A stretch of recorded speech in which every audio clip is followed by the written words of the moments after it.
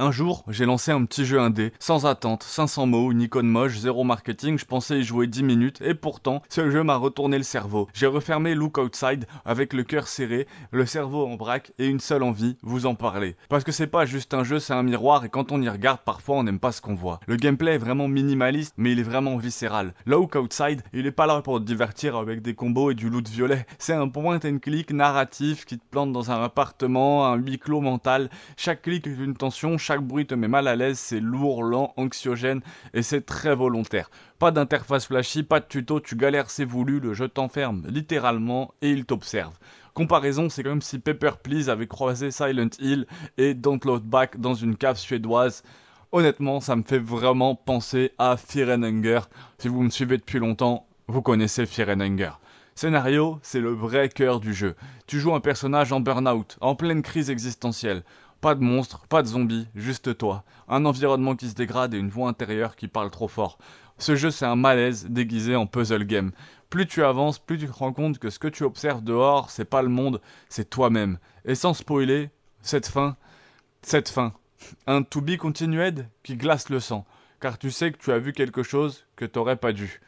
Design et son, du génie en low budget. Graphisme en pixel art, moche, non. Minimaliste et malaisant. Chaque pixel est placé pour te déranger.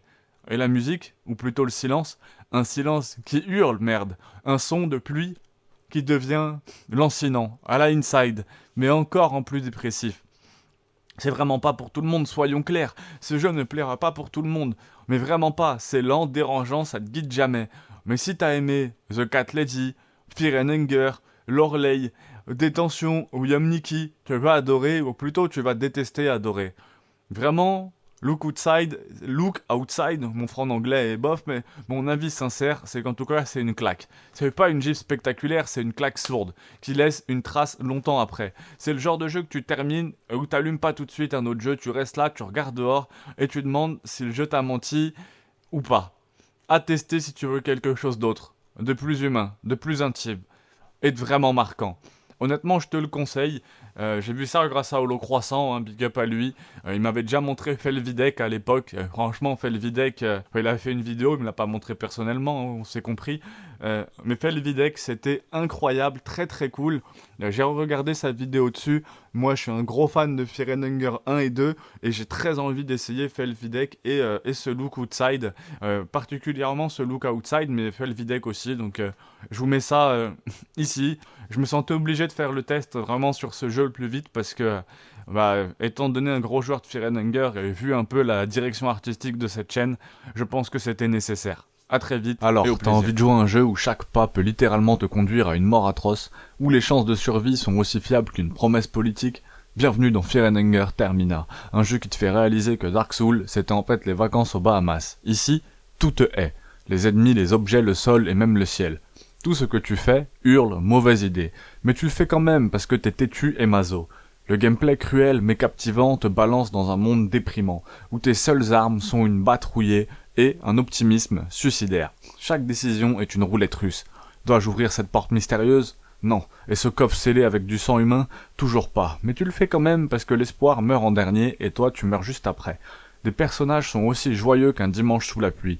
Chaque personnage jouable traîne un passif tellement lourd qu'il pourrait couler le Titanic. Les dialogues te plongent dans une ambiance pesante, où même la moindre blague semble être un cri de désespoir. Mention spéciale à l'univers visuel, sombre, crasseux, dérangeant, mais tellement fascinant, que tu ne peux pas détourner les yeux.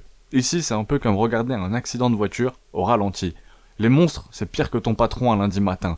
Des abominations cauchemardesques qui semblent tout droit sorties d'un tableau de Goya mélangé avec une crise existentielle. Et ne t'attends pas à une simple baston. Chaque combat est une danse macabre, où tu finis toujours par perdre un bras, une jambe, ou ton dernier point de santé mentale. Conclusion, c'est un chef-d'œuvre, pour ceux qui aiment souffrir. Fear and Hunger Termina, c'est l'expérience parfaite, pour te rappeler que ta vie est cruelle, mais que tu peux toujours en rire, un peu, beaucoup, entre stratégie, gestion de ressources, et pleurs en position fétale. Ce n'est pas un jeu pour les âmes sensibles, ça, c'est sûr et certain. Mais si tu cherches une aventure inoubliable, où chaque victoire est une prouesse, si tu cherches une chaîne YouTube avec 400 guides, au moins, allez, 200, 300, mais un nombre de guides incalculable, t'es sur la bonne chaîne, prépare-toi à plonger dans cette spirale infernale. Juste, n'oublie pas, ton psy est souvent derrière toi. Ce monde, franchement, c'est incroyable. Hein. Fear and Hunger, des monstres terrifiants à en faire frémir Lovecraft, une gestion de ressources qui mettra vos nerfs à rude épreuve, des moments épiques, hilarants et des échecs mémorables. Oserez-vous plonger dans cet enfer pixelisé et en ressortir vivant? Abonne-toi, laisse un commentaire sur ton pire ou ton meilleur souvenir dans Fear and Hunger Termina. Si tu veux savoir comment optimiser tes personnages au début, j'ai sorti une vidéo il y a 2 jours. Il y a plus de 200 guides, plus de 200 vidéos sur le lore de ce jeu sur ma chaîne. Donc n'hésite pas à aller checker tout ça. On se dit à très vite. Si tu veux juste voir du jeu vidéo, regarde une autre vidéo, il y a des jeux un petit peu partout. Check, imagine, tu te réveilles dans une station sous-marine, seul, paumé et surtout, plus vraiment humain. Tu t'approches d'un miroir et là, surprise, t'es plus un mec avec des organes. T'es une putain de boîte de conserve avec un peu de cervelle au fond. Bravo, tu joues à Soma, le jeu qui te fait flipper, réfléchir et qui te fout une claque existentielle en pleine tronche. Mais est-ce que c'est un chef-d'œuvre narratif ou juste un simulateur de cauchemar technologique pour philosophes sous l'exomile? Bah le gameplay à la première personne sans les punchlines. Soma, c'est pas vraiment un jeu d'action. Pas de flingue, pas de combo de stylé, pas d'arme principale. C'est ta capacité à flipper en silence. C'est de l'horreur psychologique pure, avec un gameplay proche d'un amnésia, mais sans les jumpscares à 2 balles. Tu explores Pathos 2, une station sous-marine délabrée, peuplée de créatures robotiques bien dégueulasses, de portes qui grincent et de vérités qui vont lentement te bouffer le cerveau. Tu cours, tu te caches, tu pries, tu lis des emails, beaucoup d'emails. Mais chaque message est un bout de pulse. Et là, t'es vraiment accro. L'histoire, je pense, donc je suis. Soma, c'est le Black Mirror du jeu vidéo. On y parle d'âme, de conscience, d'identité de l'IA, de mort, de copie numérique. Oui, c'est un jeu qui peut te traumatiser, mais intellectuellement.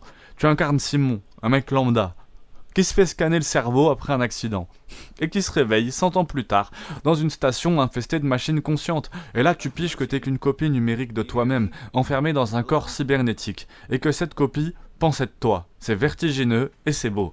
Les comparaisons, on est un peu entre BioShock et 2001 l'Odyssée de l'espace. Soma, c'est ce qui se passe si tu prends le monde de BioShock, que tu retires les armes, que tu ajoutes des philos, et de la philo, et que tu t'ambiances à la System Shock. Lent, contemplatif, stressant, mais jamais gratuit. Contrairement à d'autres jeux d'horreur qui crient bouh pour combler le vide, Soma murmure. Et ça fait 10 fois plus mal. Objectivement, c'est un jeu à part. Soma n'est pas pour tout le monde. Si tu veux du shoot, de la baston ou des lootbox, passe ton chemin. Mais si t'aimes les expériences profondes, marquantes, qui te hantent des jours après, ce jeu est une claque monumentale. Franchement, Soma, c'est pas juste un jeu vidéo. C'est vraiment une expérience sensorielle, intellectuelle. Un truc qui te hante, qui te retourne, qui t'élève. Rarement un jeu n'aura réussi à te faire ressentir autant l'angoisse d'être conscient, sans corps, sans avenir, sans espoir. Ça c'est beau, c'est déprimant, mais c'est du pur génie. Est-ce que t'as déjà joué à Soma? Est-ce que t'as déjà été traumatisé aussi? Dis-le moi dans les commentaires et je peux te conseiller d'aller voir la vidéo d'Hunter Gaming qui en parle, qui est très intéressante dessus. C'est lui d'ailleurs qui m'a donné envie de réaliser cette vidéo. Si t'as aimé ce genre de vidéo, tu peux balancer un like, un abonnement et prépare-toi. On n'a pas fini de plonger dans le pire de l'humanité et de sa technologie. Tu peux aussi mettre le prochain jeu que tu souhaites voir en commentaire si je l'ai pas déjà fait, puisque j'ai fait une bonne partie de tous les jeux qui existent. propose une aventure atypique, inspirée par l'histoire de la Slovaquie médiévale durant les conflits du XVe siècle. Vous incarnez Pavol, un anti-héros en proie à l'alcoolisme et au sionisme, qui se retrouve malgré lui dans un environnement dominé par la secte de Zurvan et les guerres religieuses. Dans cette Haute-Hongrie alternative, les villages sont des endroits de terreur et de désespoir rongés par la violence et les croyances extrêmes. Les croisades catholiques se succèdent, les espions envahissent les rues, la tension est palpable à chaque coin de route, les citoyens vivent sous le poids des religions et d'une société dirigée par des oppresseurs sans aucun scrupule. L'histoire de Felvidek se distingue par son approche satirique de thèmes sombres. Exploitation des plus faibles, critique sociale acérée et exploration de la superstition et du fanatisme religieux. Le jeu, avec ses graphismes rétro 2D pixel art, rappelle les classiques des RPG japonais, mais une atmosphère terrifiante et sinistre. Les paysages sont désolés, chaque lieu révèle un peu plus l'horreur qui imprègne cette société médiévale sur ce jeu qui ressemble quand même à un jeu de PS1. Sans progression classique en niveau, Felvidek se concentre sur un gameplay linéaire, où chaque rencontre et dialogue a un impact majeur sur l'avancée du joueur. Les personnages secondaires, comme les espions et les prêtres corrompus, enrichissent une histoire déjà intense et provocante. Contrairement à beaucoup de jeux de rôle, Felvidek est moins orienté vers l'action et plus vers une immersion narrative qui pousse à la vraie réflexion. Un vrai choc pour les amateurs de RPG classiques. C'est un jeu unique en son genre, j'en ai parlé dans les 2 autres vidéos d'avant, un RPG sombre, satirique qui réinvente le passé médiéval de la Slovaquie avec une petite pointe d'humour noir. Pavol, ce chevalier alcoolique perdu dans les conflits, désolation des terres de Haute-Hongrie, menace constante de la secte de Zurvan, guerre incessante, superstition oppressante, explorer les ravages d'une époque cruelle, à travers des graphismes rétro peints à la main apparemment, et une narration intense. Ce jeu est une expérience brutale, qui vous confronte aux aspects les plus sombres de l'âme humaine. Si vous aimez les récits profonds et osés, Felvidek pourrait bien être l'aventure que vous attendiez. Préparez-vous à une immersion unique en terre médiévale. J'espère que la vidéo vous aura plu. Je peux vous conseiller Holo Segundo, qui a fait une vidéo 3 heures pour vaincre le diable, justement, qui a l'air d'être le dernier boss. Là, je suis à 1h24 de sa vidéo. C'est un peu lui qui m'a donné envie de vous faire cette petite ces triples vidéos sur Felvidek. Donc n'hésitez pas à aller faire un tour à son speedrun si le jeu là vous plaît, si les graphismes vous attirent. On se revoit très très vite, abonnez-vous, pouce bleu, c'était carré pour vous. Le jeu Felvidek est un projet indépendant particulièrement atypique. Il combine des éléments d'horreur, de comédie noire et d'histoire alternative dans une version médiévale et cauchemardesque de la Slovaquie du XVe siècle. Connu comme un hommage au jeu de rôle japonais, JRPG, il intègre des mécaniques de combat au tour par tour, des personnages extravagants et des situations absurdes, tout en s'appuyant sur des visuels peints à la main, rappelant l'époque de la PlayStation 1. Le jeu se distingue par son ton surréaliste et son ambiance oppressante, tout en utilisant un humour décalé pour créer un contraste fascinant. Les combats sont rapides et évitent les longues périodes de progression souvent présentes dans ce type de jeu. Le protagoniste, Pavol, un chevalier alcoolique, doit faire face à une invasion et résoudre des énigmes, tout en naviguant dans un monde où l'absurde et l'horreur se croisent constamment. C'est vraiment une expérience unique, qui mêle fiction historique, horreur, comédie, dans cette version alternative justement de la Slovaquie du XVe siècle. L'esthétique, très particulière, mélangeant un ton sombre, une dose d'humour absurde, les combats courts et percutants, évitant ainsi les longues périodes de grinding, progression lente par accumulation de points d'expérience, mais je pense que vous connaissez. L'histoire, bien que courte, le jeu dure à peine quelques heures, est intense et remplie de personnages excentriques et de situations bizarres. Elle propose une immersion dans un univers où la frontière entre la réalité médiévale et l'horreur surréaliste est carrément floue. Ce jeu plaira particulièrement aux fans de récits sombres, teintés d'humour, et aux amateurs de jeux visuellement uniques. Peut-être aussi aux certains fans de Fear & Hunger, pour ça que j'ai fait une vidéo sur cette chaîne. Abonnez-vous, à très vite. Vous n'avez jamais rien vu d'aussi dérangeant. Un jeu venu d'un autre monde, où l'horreur, l'absurde et la comédie se heurtent violemment. Felvidek, un RPG cauchemardesque qui vous plonge dans un 15e siècle slovaquien aussi grotesque qu'inexplicable. Mais attention, c'est pas juste un jeu, c'est une plongée mentale dans la folie pure. Imaginez, vous vous promenez dans une forêt dense et lugubre, des visages humains déformés par la terreur surgissent des arbres. Vos compagnons, un clerc défiguré et un chevalier en proie à une dépression. Chaque pas que vous faites vous rapproche d'une spirale de violence absurde, où le grotesque devient la norme et la logique s'écrase sous le poids de l'horreur. Ce jeu ne respecte aucune règle. Des batailles hilarantes jusqu'à ce que vous réalisiez que le sang sur vos mains n'est pas virtuel. La réalité et la fiction se mélangent, et vous commencez à vous demander, suis-je toujours en train de jouer? Felvidek n'est pas un jeu pour les faibles. C'est une expérience qui vous laissera des cicatrices mentales. Si vous osez vous y aventurer, ne vous dites pas que je ne vous ai pas prévenu. Abonne-toi à pouce bleu, c'est carré.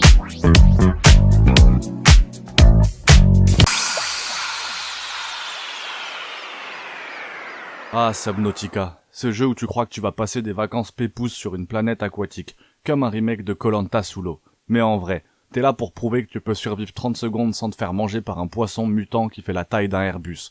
Bienvenue dans le simulateur de thalassophobie extrême.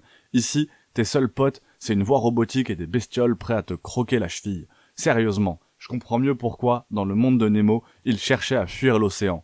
Là-dedans, si tu veux voir la lumière du jour, c'est compliqué. T'as 80% de chance de finir en bouillie pour alien carnivore. Bon, le jeu donne un beau décor sous-marin, avec des algues qui ondulent et tout le bazar pour te faire croire que t'es dans un National Geographic. Mais en fait, c'est comme s'ils avaient dit aux développeurs, ok, on fait un beau jeu de survie. Mais si tu survis, c'est que t'as pas joué assez longtemps. Subnautica commence de manière super subtile. T'es dans une capsule, ça explose de partout. Et là, tu réalises que ton plus gros exploit pour l'instant, c'est de ne pas avoir fini en barbecue orbital. Et ton premier tuto, va nager, récupère des trucs et débrouille-toi. C'est sympa l'accueil, Surtout qu'au bout de 10 minutes, t'as 3 niveaux de faim, de soif et d'oxygène qui commencent déjà à clignoter. C'est comme un Tamagotchi sous stéroïdes. Sauf que cette fois-ci, c'est ta vie à toi qui est en jeu. Oh, j'ai soif, j'ai faim, j'ai plus d'air. Ça pourrait être le slogan du jeu presque. En plus, tu te retrouves à boire l'eau des poissons. Oui, les poissons, c'est une faune locale qui prend tes réserves d'oxygène, ton espace de stockage et ton intégrité mentale. Pour survivre, faut que t'attrapes ces adorables créatures colorées pour boire leur eau. Exactement. Et là, parlons un peu de l'ambiance, ou du cauchemar en sous-marin géant. T'as déjà vu les jeux où tu peux creuser sous terre pour éviter le danger? Bah là, s'enfoncer sous terre, c'est justement un problème, parce que tu vas finir dans une grotte pleine de monstres géants. C'est comme si les développeurs avaient mis dans un shaker tous les trucs flippants possibles et qu'ils avaient secoué ça bien fort en disant « on leur met ça et on va voir ce qui se passe ». Subnautica, c'est un jeu où tu te balades tranquille et bam, un Léviathan passe comme ça à côté de toi. Un Léviathan, c'est quoi? Ah bah c'est juste un truc qui fait 3 fois la taille de ta capsule de survie avec des dents assez grandes pour remplacer la tour Eiffel.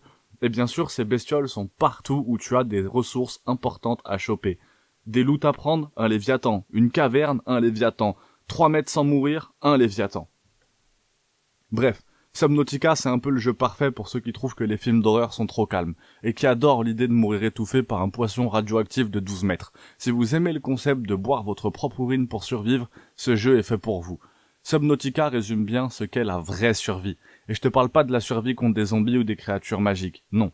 Là, tu te bats contre toi-même, contre ton instinct qui te crie de remonter à la surface. Parce que l'eau, c'est peut-être la source de la vie. Mais là-bas, c'est surtout la source de ta mort. Et si vous hésitez encore, dites-vous que ce jeu offre la chance de développer une nouvelle phobie, la peur des océans et des gros trucs qui y nagent. Alors n'hésitez pas, plongez, vous verrez bien si vous remontez ou pas.